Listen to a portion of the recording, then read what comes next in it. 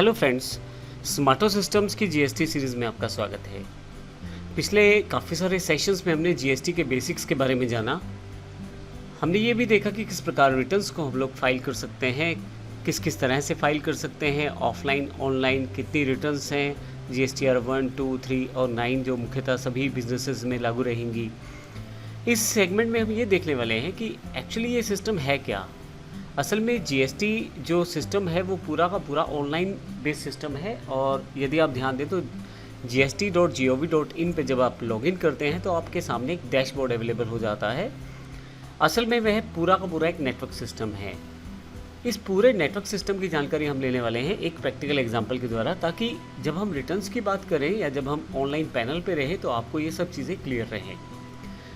तो सबसे पहले बात करते हैं जीएसटी नेटवर्क सिस्टम में किस तरह से एक सिस्टम कार्य करता है। जैसे मैंने आपको बताया था कि जीएसटीआर 1, 2 और 3 हमें हर महीने सबमिट करनी है, और जो जीएसटीआर 9 है वो अगले साल हमारी फाइल होगी। अब एग्जैक्टली सिस्टम किस तरह से काम करता है इसको प्रैक्टिकल एग्जांपल में देखते हैं। हमारे पास यहाँ पे 3 डीलर हमने दिखाए हैं, डीलर ए, डीलर बी और डीलर सी। हम डीलर बी हैं। डीलर बी जो है वह परचेज भी करता है और सेल्स भी करता है। तो डीलर बी हम हैं और हम परचेज़ करते हैं डीलर ए से, और एग्जांपल में डीलर सी को हम सेल करते हैं। अब हम इस पूरे सिस्टम में ये देखेंगे कि किस प्रकार से ये पूरा प्रोसेस चलता है। सबसे पहले बात करते हैं इस बेसिक एग्जांपल की। इसमें हम ये मान के चलते हैं कि सभी रिटर्न्स जो फाइल की जाने वाली हैं वो बिल्कुल ठीक है और इनमें किसी तरह का रेक्टिफिकेशन की ज़रूरत नहीं है। तो इसलिए हमने यहाँ पे टाइटल दे दिया है विद नो रेक्टिफिकेशन। हम डीलर बी हैं और डीलर बी परचेज़ करता है डीलर ए से और सेल्स करता है डीलर सी को। तो यहाँ पे नीचे की तरफ एक टेबल दिया है, हम इसको फॉलो करेंगे। नंबर दिए गए हैं 1, 2, 3। इन स्टेप्स को फॉलो करते हुए हम अपनी रिटर्न्स फाइल करेंगे और देखेंगे कि किस तरह से पूरा प्रोसेस ये चलता है। डीलर बी ने यानी कि हमने डीलर ए से ये 3 परचेजेस की हैं, A1, A2, A3 bill pay. Amount 20,000, 30,000, 40,000 है और टैक्स यहाँ पे 5% दिया है। एग्जाम्पल में 5% लिया गया है, 1,000 रुपये, 1,500 और 2,000 रुपये।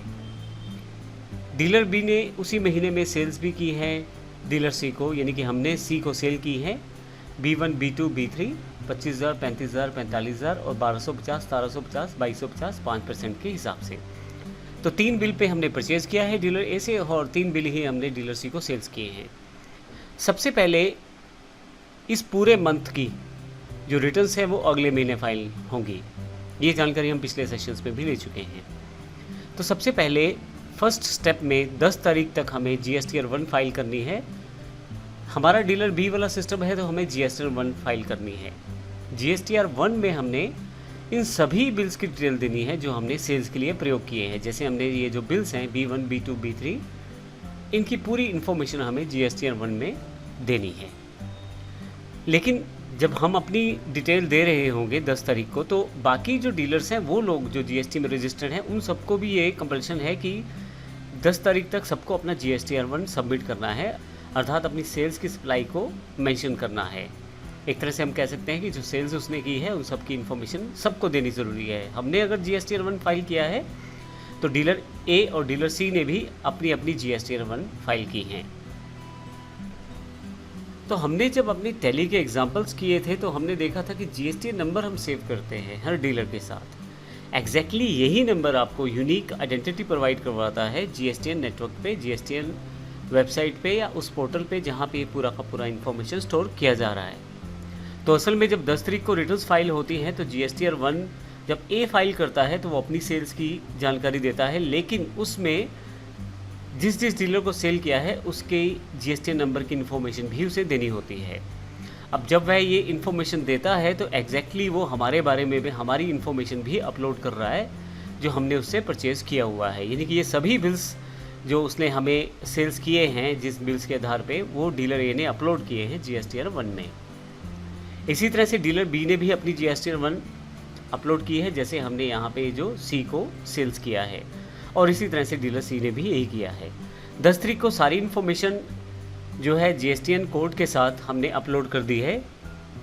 अब जीएसटीएन नेटवर्क सिस्टम इतना सॉलिड है, इतना सिक्योर है और इतना समझदार है इसमें काफ़ी सारे फीचर्स हैं, लेकिन सबसे इम्पोर्टेंट बात ये है कि ये ऑटोमेटिकली हर एक रिकॉर्ड को छांट के अपडेट भी कर देगा। तो 11 तारीख को जब आप अपने पैनल को देखेंगे तो डीलर बी, यानी कि हम डीलर बी हैं, तो हमारे पास GSTR 2A के अंतर्गत 11 तारीख को ही हमारे पास हमारी परचेज़ की इन्फॉर्मेशन आ जाएगी। अब हमने तो परचेज़ का कोई भी बिल अपलोड नहीं किया, तो ये इन्फॉर्मेशन कहाँ से आई? जब डीलर ए ने या उन डीलर्स ने जिनसे हमने परचेज़ की है, उन्होंने अपनी सेल्स GSTR 1 में अपलोड की, तो उन्होंने हमारा GSTN नंबर दिया और वहीं से हमारी परचेज़ एक तरह से तैयार हो गई। उन सभी बिल्स को उठाकर हमारे GSTN कोड की वजह से उन सभी बिल्स को इकट्ठा करके GSTR 2A तैयार कर दी गई हमारे लिए। और हम अगर 11 तारीख को देखें तो हमारे पास वो सभी बिल्स की इन्फॉर्मेशन रहेगी जहाँ जो हमने परचेज़ के लिए प्रयोग किए हैं। अब इस एग्जांपल में ये मान के चल रहा हूँ कि वो सभी बिल्स आ गए हैं, जैसे कि जो हमने ए से परचेज़ किया था, A1, A2, A3, इन सब की इन्फॉर्मेशन 2A में आ गई है। 15 तारीख तक ये सबमिट हो जाएगा। और इसी तरह से ए के पास ए के रिलेटेड इन्फॉर्मेशन जहाँ से ए ने परचेज़ किया है, और डीलर सी के पास उसने जहाँ से परचेज़ किया है 2A उनके पास भी अपनी अपनी आ जाएगी। अब डीलर सी ने तो हमसे ही परचेज़ किया है, तो इस कारण से जब हम GSTR 1 अपनी अपलोड करेंगे, क्योंकि मैं डीलर बी हूँ, जब मैंने अपलोड की है अपनी GSTR 1, तो उसके रिगार्डिंग जो परचेज़ है वो भी डीलर सी के अकाउंट में 11 तारीख को आ जाएगी GSTR 2A बन के, यानी कि सबके पास GSTR 2A भी आने वाली है अकॉर्डिंग टू परचेजेस। जो बिल्स हैं वो वैल्यू और वो जो इन्फॉर्मेशन है वो सबके पैनल में दिखाई देने वाली है। इनमें से कोई भी परचेज़ अपलोड नहीं करेगा, परचेज़ की इन्फॉर्मेशन आपके पास आपके डीलर द्वारा ही अपलोड करवा दी जाएगी जहां से आपने परचेज़ किया है। क्योंकि इस एग्जांपल में हम ये मान के चल रहे हैं कि किसी भी तरह का कोई रेक्टिफिकेशन अर्थात कोई भी चेंजेस नहीं किए गए। जो हमने ए से परचेज़ की थी वो प्रॉपरली ए ने अपने अकाउंट में अपलोड की है, यानी कि अपनी सेल्स के रूप में GSTR 1 में, और इसी तरह से हमने जो सेल्स की थी हमने भी प्रॉपरली अपलोड की है। अब GSTR 2A में परचेज़ हमारे पास आ गई, हमने चेक कर लिया और सबमिट कर दिया। इसके पश्चात पैनल में आपके पास दिखाई देगी GSTR 3 15 तारीख के बाद। अब इसके पश्चात दिखाई देगी आपको GSTR 3 16-17 तारीख के पश्चात ये दिखाई देगी, जिसमें आपके पास इसमें कितना आपने टैक्स देना है गवर्नमेंट का, कितना आपका इनपुट टैक्स क्रेडिट है, ये सारी इन्फॉर्मेशन यहाँ दिखाई देनी शुरू हो जाएगी। मैं अगर इसको प्रॉपर एग्जाम्पल के रूप में चलूँ तो यहाँ पे अब एग्जाम्पल के रूप में देखें तो जो टैक्स था वो हमने इनपुट टैक्स के रूप में ऑलरेडी डीलर ए को पे कर दिया था 4500 रुपये। तो जब हमने सेल्स किया था तो 5250 रुपये टोटल टैक्स हमने आगे से कलेक्ट भी किया है। तो 5250 और 4500 की ये इन्फॉर्मेशन जो है ये हमें 20 तारीख तक फाइनली चेक करके एक बार सबमिट करनी है, और साथ में अपना जो टैक्स अगर ड्यू है तो वो भी साथ ही हमें सबमिट करना है, यानी कि उसको भी ऑनलाइन हम पे कर सकते हैं। तो ऐसे केस में यदि आप देखें तो GSTR 3 जब हमारे पास 20 तारीख तक सब फाइनलाइज हो आ गया है तो हम एक बार चेक कर सकते हैं। इनपुट टैक्स क्रेडिट जो आपको मिलेगा वो मिलेगा जो आपने परचेज़ पे ऑलरेडी पे कर चुके हैं टैक्स, और फिर जो आपने सेल से टैक्स कलेक्ट किया है, इन दोनों के डिफरेंस के आधार पे। अब यदि यहाँ देखें तो GST टैक्स जो सेल्स पे कलेक्ट किया गया है 1250, 1750, 2250 रुपये टोटल ये बैठते हैं 5250 रुपये। लेकिन ये टैक्स हमने कलेक्ट किया है और जो टैक्स हम पे कर चुके हैं डीलर ए को 1000 रुपये, 1500, 2000 यानी कि 4500 टैक्स हम पे भी कर चुके हैं। तो ऐसे केस में दोनों का जो डिफरेंस है आउटपुट टैक्स में से इनपुट माइनस कर देंगे तो 750 रुपये हमें पे करने हैं। तो अल्टीमेटली तीसरा स्टेप हमारा टैक्स पेमेंट का है। 20 तारीख तक हमें ये सबमिट करना है और पेमेंट भी करनी है। तो ये पहला एग्जाम्पल है जिसमें किसी भी तरह का कोई चेंज नहीं था। अगर चेंज होता है तो क्या होगा इसको हम अगले सेशन में देखने वाले हैं। लेकिन अभी तक के लिए हमने जो जानकारी ली है, सबसे पहले स्टेप में 10 तारीख तक सब डीलर्स को GSTR 1 अपलोड करना है, जिससे कि हमारी परचेज़ हमारे अकाउंट में 11 तारीख से 15 तारीख के बीच में सारी इन्फॉर्मेशन हमारे पास अवेलेबल हो जाती है। हालांकि GSTR 1 जब अपलोड हो जाती है 10 तारीख तक, तो 11 तारीख के बाद ही वो GSTR 2A आपको शो करना शुरू कर देता है कि आपके पास क्या क्या परचेजेज़ आपकी हैं। और 15 तारीख तक आप इसे सबमिट कर सकते हैं, यानी कि आप चेक करके फाइनली कोई इशू है तो सॉर्ट आउट करके सबमिट कर दें।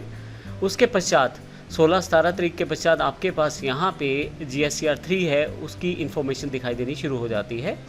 20 तारीख तक आपको ये सबमिट करना है और जो टैक्स का आपका पेएबल अमाउंट है वो भी पे करना है। इस तरह से ये तीनों जो रिटर्न्स हैं आपको सबमिट करनी है।